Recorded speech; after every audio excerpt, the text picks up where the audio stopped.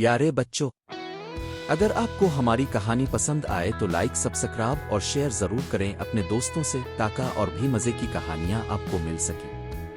پیارے بچوں، کیا آپ نے کبھی ایسا درخت دیکھا ہے جو باتیں کرتا ہو، جو صرف سچے اور نیک دل بچوں کو سنہری سیب دیتا ہو؟ آج آپ سننے جا رہے ہیں ایلیشا کی جادوئی مہم، جس نے سچائی اور ہمدردی سے نہ صرف اپنی دنیا بدل دی بلکہ پورے گاؤں میں خوشی لے آئی۔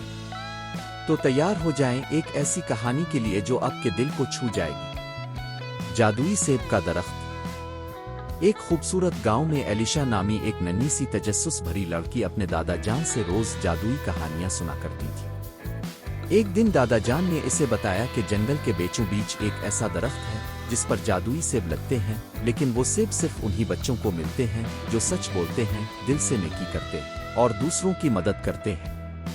ایلیشا کا دل الفاچیل پڑا اور اگلی صبح وہ اپنے چھوٹے سے تھیلے کے ساتھ درخت کی تلاش میں نکل پڑی۔ جنگل میں چلتے چلتے اسے ایک زخمی خرگوش ملا جس کا پاؤں کانٹے میں پھنسا ہوا تھا۔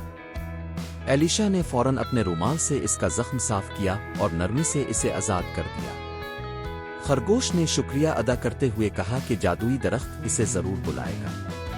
تھوڑی دیر بعد روشنی کی ایک لکیر اسے ایک چمکتے ہوئے درخت تک لے گئی جس کی شاخوں پر لال سنہری سیب جگمگا رہے تھے۔ درخت کی ایک نرم آواز نے کہا، ایلیشا تمہارا دل سچا ہے، یہ سیب تمہاری ایک خواہش پوری کرے گا، لیکن وہ خواہش خود غرض نہ ہو۔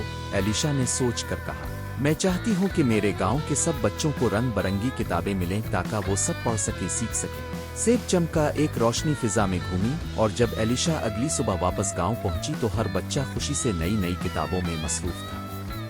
دادا جان نے مسکرا کر اسے گلے لگایا اور کہا، بیٹی تم نے دوسروں کے لیے مانگا، یہی اصل جادو ہے۔ ایلیشا نے آسمان کی طرف دیکھا اور سوچا، سچ بولنا، مدد کرنا اور دل سے مانگنا ہی تو اصل جادو ہے جو ہر ایک کے اندر ہوتا ہے۔ Thanks for watching.